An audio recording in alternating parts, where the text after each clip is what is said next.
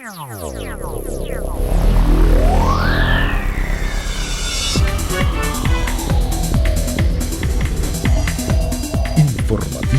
Mira TV está en ti. Amigas y amigos, sean todas y todos bienvenidos a la entrevista. Como siempre, un verdadero placer contar con su amable audiencia. Hoy nos complace presentarles a nuestro invitado. Se trata del ingeniero Bernardo Calvo. Él es graduado en Ingeniería Industrial en la Universidad Católica. Además, es presidente de la Cámara de Industriales y Comerciantes del Estado Miranda y presidente de la Cámara de Industriales y Comerciantes del municipio Los Alias. Hoy tenemos un tema muy interesante, un tema relacionado con los servicios públicos, con las tarifas de aseo urbano domiciliarias en Venezuela y la electricidad de Caracas.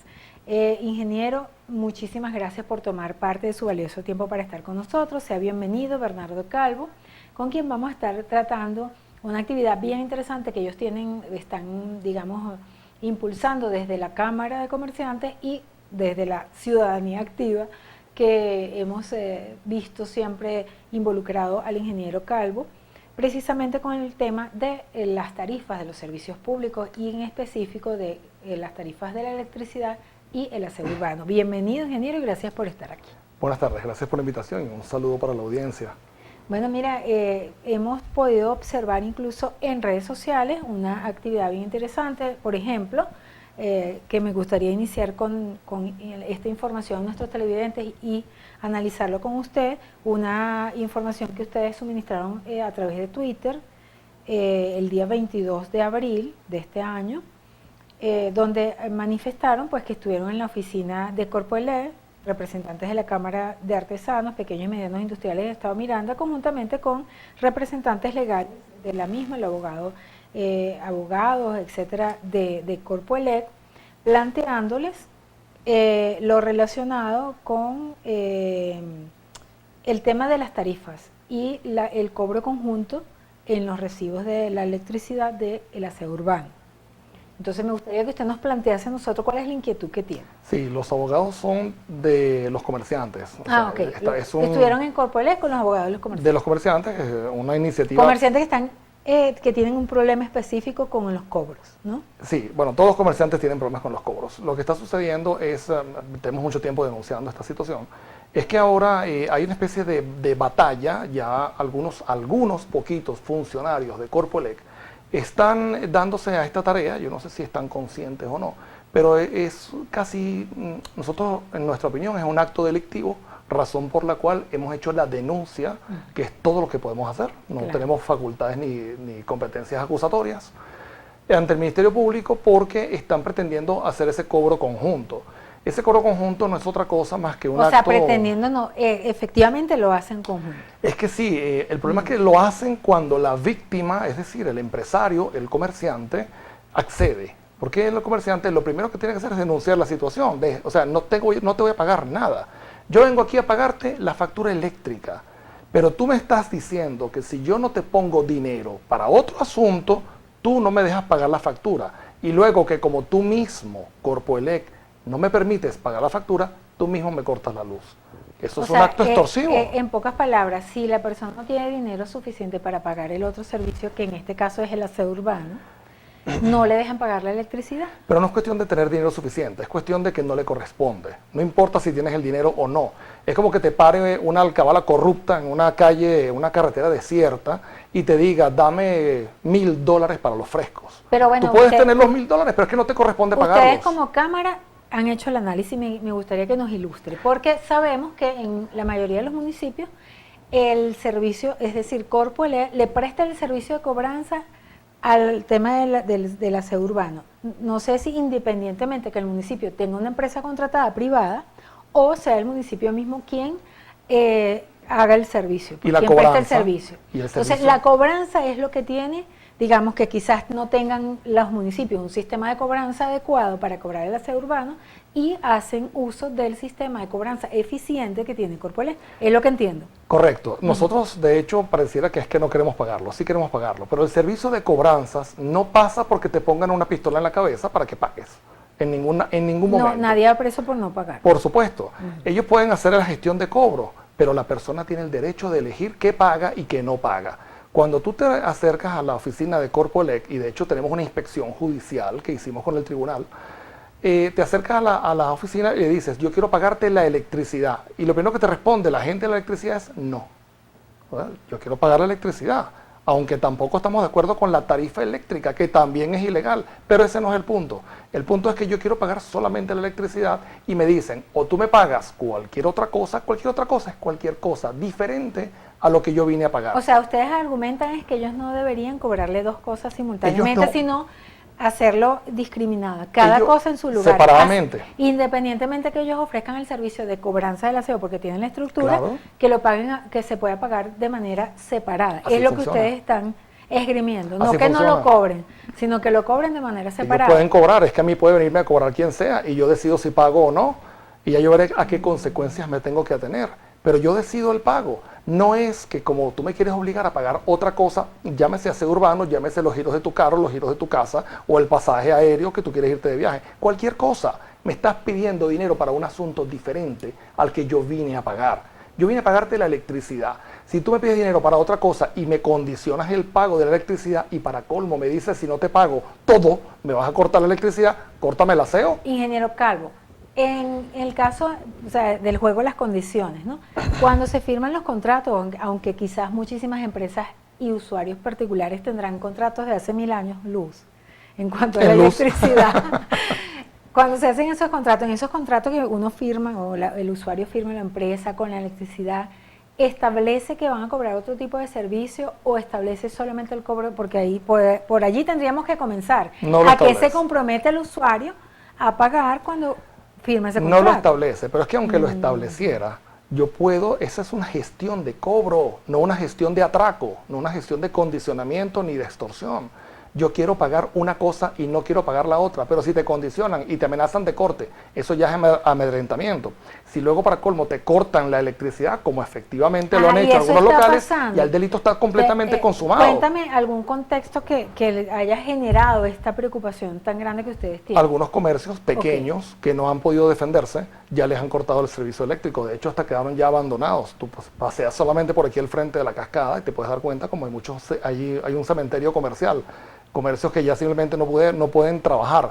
Porque hay una realidad económica que nos explotó en la cara a todos, que es que los 14 ceros del Bolívar, más todas las cosas que les pasó a Venezuela, las empresas quedaron descapitalizadas. Mira, en el año 99 habían 12.000 y tantas pequeñas y medianas industrias. Entre grandes, pequeñas y medianas, 12.000.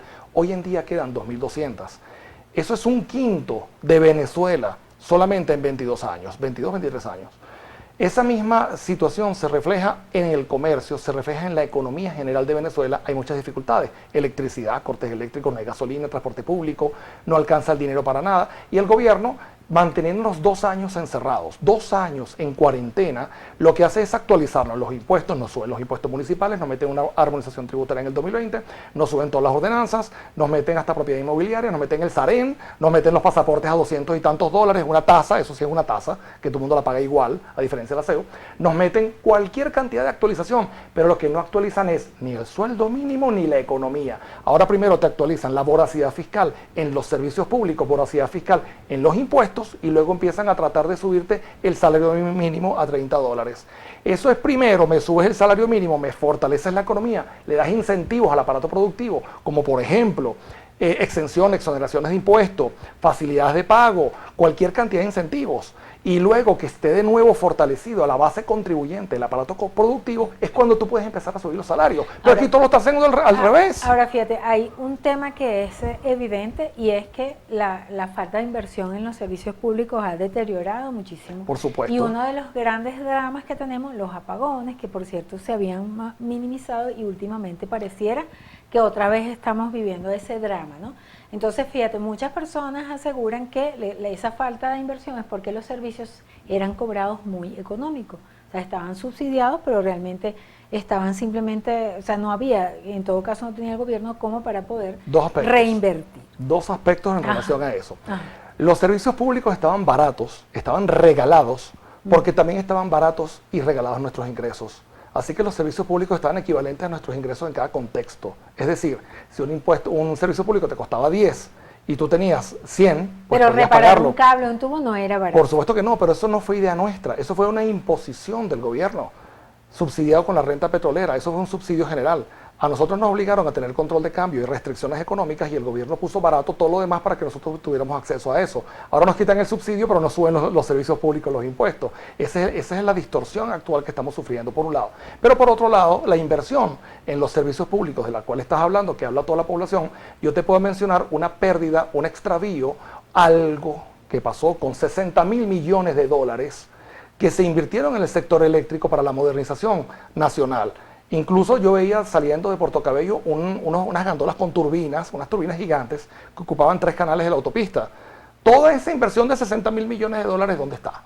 ¿Y dónde están esas turbinas? Nos las están queriendo pasar a nosotros como una factura con las nuevas tarifas ilegales que tiene Corpoelec. Porque tú dices que las tarifas son ilegales. Porque el orden tarifario vigente es del año 2003, según la Gaceta Oficial. No ha habido ningún otro estudio económico, ninguna actualización tarifaria de electricidad desde el año 2003 para acá. Es decir, que lo que nos están cobrando es ilegal y el que lo haya pagado lo puede reclamar. ¿Qué organismo debería hacer esas actualizaciones? Eso le toca a la Asamblea Nacional, pero también le toca al nuevo Ministerio de Energía Eléctrica. Eso tiene que haber un estudio económico, tiene que haber un consenso nacional, tiene que haber una relación de servicio, pero sobre todo lo que tienen que evitar es la voracidad fiscal, porque no pueden pretender financiar al Estado desde la pobreza de todos nosotros. Con los pocos comerciantes que quedan industriales. La poca base contribuyente que quedamos somos pocos. Tú pretendes mantener el mismo tamaño de Estado del año 99 o del año 2008 con un quinto de la base contribuyente que tenías en el año 99.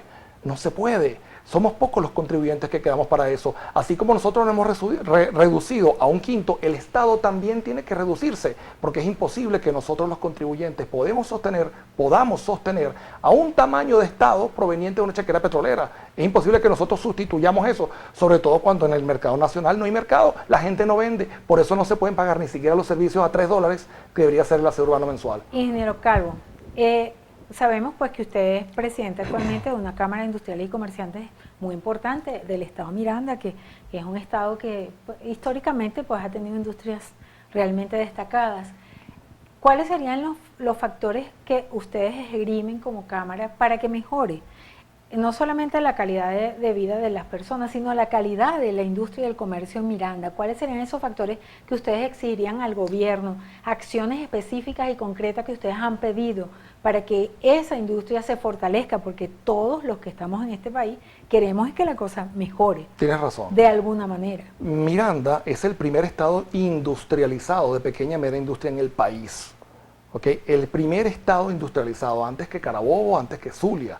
Y no estamos hablando de ¿Esos asuntos parámetros de petroleros, primer sino de estado pequeños. en base a qué? Esos son estudios que ya han salido de hace mucho tiempo. Hay una presentación de Conindustria, que es la gran industria nacional. Eran cerca de 700 industrias, ahora quedan menos de 500. No sé, ellos han sufrido bastante menos el deterioro que nosotros en la PYMI, porque las PYMI somos mucho más débiles.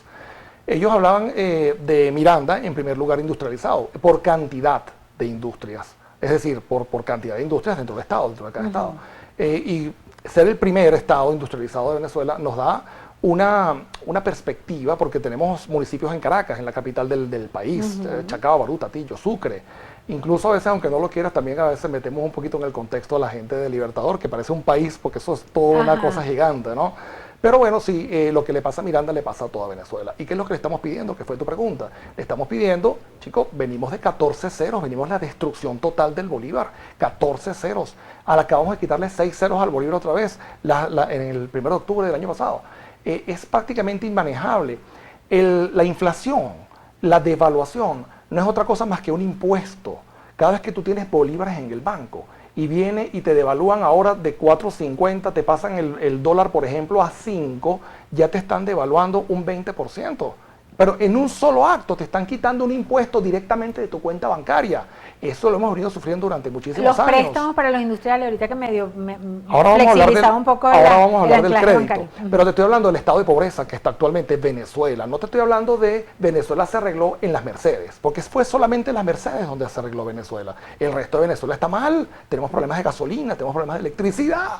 Tenemos problemas que los 60.000 millones de dólares no me están garantizando un flujo eléctrico continuo para que me ayuden a salir. ¿Qué te pediría yo? Bueno, pues agarra esos 60.000 millones donde estaban, mete la inversión, que ya tú ese dinero debías tenerlo en la mano y la inversión debería estar funcionando, en lugar de pasarme a mí la factura, por un lado. Por otro lado, dame exenciones fiscales, exoneraciones fiscales, dame facilidades de pago, quítame la multa. Me tienes una presión con la multa después que me tienes una cuarentena. Ni siquiera nos quieren aceptar lo que se llama la fuerza mayor. Me dijiste quédate en casa, pero no me dijiste no me pagué los impuestos. Pero si ya me quedé en la casa, no me dejaste circular, me trancaste la autopista, me pusiste contenedores, me pusiste bloques de cemento, me pusiste alcabalas, que además las alcabalas se convirtieron en otro problema. Ahora tú quieres que yo venga a pagarte todo eso. No te lo voy a pagar porque no me corresponde, porque yo me quedé en la casa obligado y no produje. Sin producir no pago. Artículo 316 de la Constitución Nacional. Principios tributarios. Lo demás sería confiscación. Confiscación a través de mal llamados impuestos sería confiscación del capital, confiscación de la renta. ¿Cómo enfrenta un comerciante que es multado, que de alguna manera, bueno, porque no pudo pagar o por cualquier Vamos a hablar de razón? Miranda. Ajá. Vamos a hablar de Miranda, cómo lo hace? enfrenta. De todas formas, ¿cómo Y este lo enfrenta? mensaje va para los comerciantes de Chacao. En Chacao te está llegando un funcionario, presuntamente de la alcaldía, que se identifica, no estamos muy seguros bien cómo es el proceso de adopción de estos funcionarios, y te dice, dame el impuesto de las actividades económicas, no te lo pagué. Ah, bueno, no me lo pagaste, claro, no te lo pagué porque me tienes la página web cerrada. En consecuencia, es difícil. En consecuencia, la página web que la tienes cerrada en la alcaldía, esa página web es responsabilidad de la alcaldía. Si no me suministran los medios, me quita también la responsabilidad. Pero me quieren, es decir, me producen la simulación del hecho y luego me culpan por eso. Y hacen una multa, generan una multa. Te cierran el local. ¿Y qué es lo que te están dando para el cierre del local? Una citación. Y con la citación, tú no puedes defenderte. Porque tú primero le aplicaste la pena, le aplicaste la sanción y le violentaste a la gente de Chacao derecho a la defensa y debido proceso. Que argumenta que es una estrategia para conseguir recursos en los municipios. Pero una estrategia delictiva de parte de la alcaldía. Esos son presuntos delitos que está cometiendo la alcaldía de Chacao. ¿Qué hace la Cámara para defender o coadyuvar a que mejore esa Le damos situación los para medios de comerciantes? conocimiento gratuitos y la asesoría gratuita a todos los ¿Qué comerciantes. debe hacer un comerciante? ¿Qué puede hacer en ese La caso? mayoría de los comerciantes ceden ante el chantaje. Van para la alcaldía y terminan pagando las locuras ¿Qué hace si que les le mandaron piden. a cerrar? Tiene ¿Qué que irse hace? a fiscalía y denunciar la situación, porque esos son derechos fundamentales, garantías constitucionales que le están violentando. No puedes venir a cerrarme mi local sin antes darme el derecho a la defensa y el procedimiento previo. Así de sencillo. ¿Qué es lo que hace la Cámara? La Cámara está difundiendo el conocimiento para que los comerciantes se defiendan. Mira, si luego el comerciante no se defiende, ese ya es asunto suyo. Y el impuesto a las transacciones, el nuevo impuesto Eso tampoco es un impuesto. a los contribuyentes especiales. Impuesto a las grandes transacciones financieras Ajá. en dólares. El impuesto a las grandes transacciones financieras viene del año 2016. Lo llaman impuesto de guerra porque no es un impuesto, eso es como una especie de contribución adicional. Pero del año 2016, cuando todavía no teníamos las sanciones internacionales que llegaron en el 2017 y la presunta quiebra de PDVSA del 2017, donde se termina de acabar la renta petrolera, ese impuesto no era justificable. Es una administración pública que ha manejado ingentes recursos provenientes del petróleo, de las demás empresas, y ahora la extracción del oro, el coltán y todo lo que están extrayendo, están manejando ingentes recursos de dinero que luego lo suman a la devaluación, que no es otra cosa más que el impuesto, el señoriaje por la impresión de dinero, el impuesto inflacionario que le quitas al venezolano en su propia cuenta ¿Y bancaria. qué gana el gobierno con pedir ese Cantidad impuesto? Si ya enorme. tiene supuestamente recursos que Correcto. más bien tiene que prestar. ¿Para qué quiere más dinero? Porque no se han generado préstamos tampoco. Exacto, pero ¿para qué quiere más dinero? Si el mismo gobierno te está devaluando la moneda. Y entonces me están hablando del préstamo bicicleta, ¿no? Ese que se pagaba con la inflación, que le quitabas hoy Ajá. 1.000 millones de Que dólares hubo mucha prestados. gente que lo hizo, 1.000 ¿no? millones, disculpa, de bolívares prestados. Bolívares. Y luego resulta que ese 1.000 millones de bolívares lo pagabas con menos de un bolívar Pero eso al se día acabó. siguiente. Claro, eso se acabó. Pero es que el mismo gobierno te estaba induciendo a eso, porque ya para el 2016 el mercado nacional se había acabado. Entonces, ¿a quién le ven? ¿Desde qué subsistían las empresas? Opciones para mejorar todo esto, porque definitivamente sabemos que hay un drama y una crisis que hemos estado soportando los Reducción. venezolanos. ¿Cuáles son las opciones que ustedes plantean como Cámara y tú, bueno, como persona preocupada en estos temas? Así como se ha reducido el sector industrial y comercial, tiene que reducirse el tamaño del Estado, el tamaño de la administración pública es demasiado grande. Y ahora esa administración pública acostumbrada a un gran plato petrolero, viene a pedirnos el mismo plato desde la base de contribuyentes de un quinto que teníamos en el año 99. Es imposible, no lo vamos a poder pagar. lo que están haciendo es terminar de reventar la economía. Tú no le puedes confiscar lo poquito que le gana un comerciante para que se lo quite entre alquiler, aseo urbano, electricidad, impuestos municipales, impuestos nacionales y la cantidad de tareas que la administración pública ha descansado encima de los contribuyentes especiales, que ahora cualquiera es contribuyente especial. De paso, ¿no? Porque claro, el Entonces, tema de la inflación hace que cualquiera facture algo. Lo primero que tienen que hacer es devolverle la tarea de la administración pública a las grandes empresas, a los grandes contribuyentes solamente. Y quitarnos esa carga a nosotros, que somos la pequeña, la mediana industria y sobre todo el pequeño comercio. Porque simplemente o nos dedicamos a no incurrir en la enorme cantidad de sanciones del nuevo Código Orgánico Tributario del 2020, o me dedico a producir para poder pagarte algún tipo de impuesto. Es difícil. Es muy difícil, es que no es que es difícil, es que es imposible. Yo mismo, como pequeña industria, me declaro incapaz de hacer la tarea especialísima de la administración pública, y mucho más sin cometer errores. Eso es una de las cosas que estamos pidiendo, que nos quiten las tareas. Ese planteamiento concreto lo han elevado a qué instancia, en este caso Asamblea la Asamblea Nacional. Nacional. ¿Ya tienen algún tipo de discusión o de hicimos, bueno, apertura esperamos que la Asamblea Nacional nos permita un derecho de palabra. Yo creo que tenemos suficiente capacidad y experiencia para dar un derecho de palabra en la Asamblea Nacional desde el primer estado industrializado del país, o por lo menos del cementerio industrial que es Miranda hoy en día, y cementerio comercial, para que la Asamblea Nacional actual, la que esté en ejercicio, la que funcione, yo no me voy a meter en retóricas políticas, sino la que realmente tiene que hacer la tarea, tome conciencia, entienda de qué va la realidad, para que legislen en función de salvar al país. Y salvar al país no es otra cosa más que salvar al sector privado. Tiene que salvarnos a nosotros, que somos los que producimos. Ingeniero Bernardo Calvo, ¿cuáles son los sectores susceptibles a crecer o a fortalecerse en Miranda desde la perspectiva industrial? ¿Qué cree usted que podría eventualmente darse como un resurgimiento de la industrialidad en Miranda? Hubo una discriminación fatal durante el proceso de la cuarentena que nosotros esperamos que durara solamente un mes, desde el 16 de marzo del 2020 hasta el 16 de abril del 2020. Cuando cercano al 16 de abril nos dijeron que había más cuarentena, y solamente... Más 7, más 7, más 7. No, el más 7 llegó mucho después, pero en ese momento era full, o sea, teníamos bloques en la autopista, no nos dejaban salir. Y si yo tenía 5 alcabalas antes de salir de la casa. Entre mi casa y alguna de las empresas tenía que pasar 6 alcabalas. Y eso eran 4 horas. Prefiero, aunque tuviera salvoconducto para ayudar a la industria de alimentos, prefería no salir porque eran 4 horas en cola. ¿Qué voy a hacer yo en todo ese tiempo? Además, los trabajadores no podían llegar porque no había salvoconducto para los trabajadores. Eso fue un desastre. ¿Qué es lo que nosotros te estamos pidiendo? Chicos, hagan conciencia, tienen que salvarnos a nosotros. Es algo muy sencillo. Salvar a los industriales. A los industriales, a los comercios. Los sectores priorizados en aquel momento fue alimentos y medicinas. Y todos los demás sectores, eso no funciona. Entonces no había empaque para las medicinas. Entonces no había transporte porque el sector transporte no era prioritario. No había transporte para las medicinas ni para los alimentos. Entonces tenía que hacer 2000 justificaciones y muchos más trámites administrativos frente a entes que no son administrativos, como la Guardia Nacional, como la Policía Nacional Bolivariana, que no tienen ninguna competencia administrativa para que te dejaran pasar en alcabala. ¿Qué es lo que queremos nosotros en Miranda? Que tanto sector alimentos como medicina, que ya están trabajando, que nunca pararon de trabajar, ahora dejen a los demás sectores, todos los demás, empaques, textil, calzado, todos los demás sectores tienen que florecer.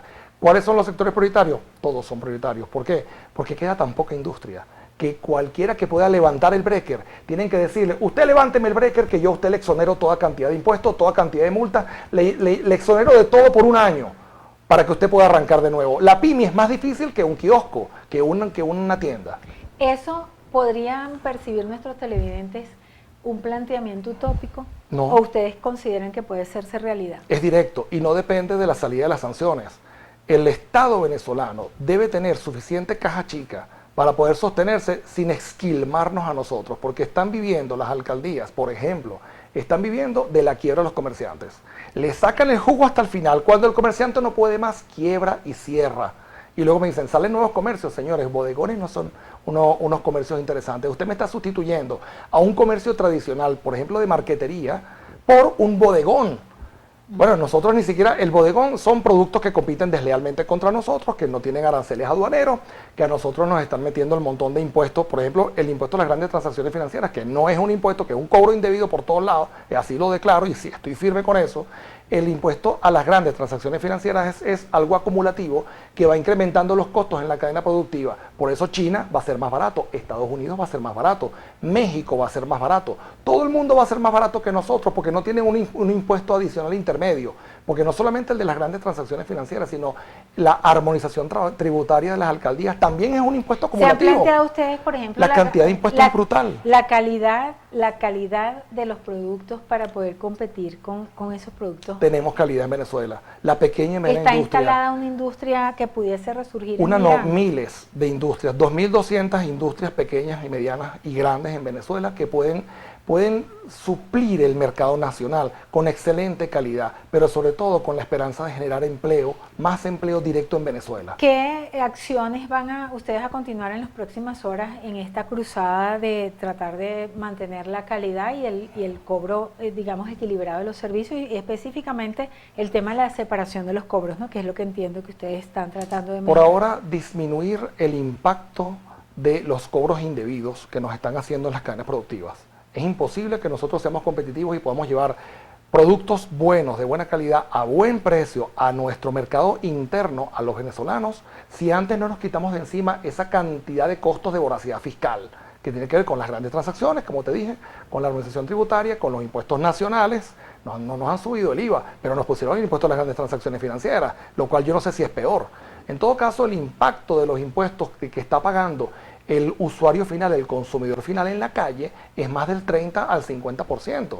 Si nosotros logramos disminuir esa carga tributaria que la tenemos que transferir y dejamos de ser competitivos, es suficiente para nosotros. Con que nos quiten, había un chiste por ahí de que un doctor estaba quejándose de la familia, que era muy alborotada, el doctor le dice, méteme una gallina, luego méteme un cerdo, luego méteme un caballo. Ahora nosotros queremos que me quites la gallina, me quites el cerdo, me quites el caballo, que yo con lo que tenía me arreglo. Es suficiente, no más ayuda que esa, pero también los incentivos. ¿Por qué? Porque fueron 2 años de cuarentena, 2 años de quiebra. Incentivos específicamente, bajar un poco la carga tributaria. Tienen que bajar la carga y la carga sancionatoria. Y las sanciones por mora o por... El Código Orgánico Tributario del año 2020, que además salió aprobado para marzo, 31 de marzo del año 2020, 15 días después de la cuarentena brutal, el Código Orgánico Tributario te prevé sanciones y multas del 500%, del 1000%. Ese era un Código Orgánico Tributario para un modelo hiperinflacionario donde el bolívar a la hora de cobrar la multa iba a costar lo que costaba el Código Orgánico Tributario anterior del 2014, que era algo por lo menos pagable. Pero no, este Código Orgánico Tributario ahora te prevé el 1000% o el 500% de multa sobre algún reparo, y entonces quiere decir que si así se te pierden $5.000 de un negocio que produce 2.000 al mes, te van a cobrar entonces $50.000 de multa. Hay que regalarle, Es darle la imposible, llave al negocio al es imposible cobrarlo, además inconstitucional, es confiscatorio. O sea, eso es violatorio de la Constitución. El Código Orgánico Tributario 2020 violenta la Constitución en el artículo 316 y 317. Ingeniero, ya Sencillo. llegamos al final del programa. Ya me gustaría unas palabras suyas pues para despedirnos y agradecerle de antemano muchísimo por estar con nosotros y bueno, a nuestro querido amigo Luis, quien estuvo también haciéndonos la intersección. Muchísimas gracias. Muy buena gestión. Sí, nosotros le pedimos a la administración pública que nos ayude. Todos queremos ser empresarios, podemos hacer un gran equipo.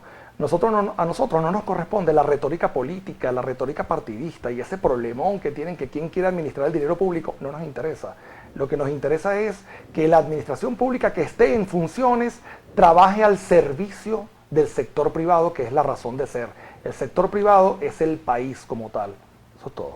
Muchísimas gracias al ingeniero Bernardo Calvo por estar aquí con nosotros. Gracias por la invitación.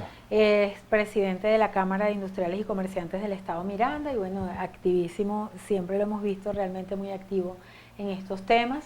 A nuestro querido colega Luis Horta por hacernos la gauchada del invitado y a ustedes con muchísimo afecto como siempre y gratitud por su amable audiencia. A nombre de nuestro director Antonio Brantes y quien tuvo el inmenso placer de conversar con ustedes, Daisy Oropesa. Nos despedimos deseándoles una maravillosa jornada.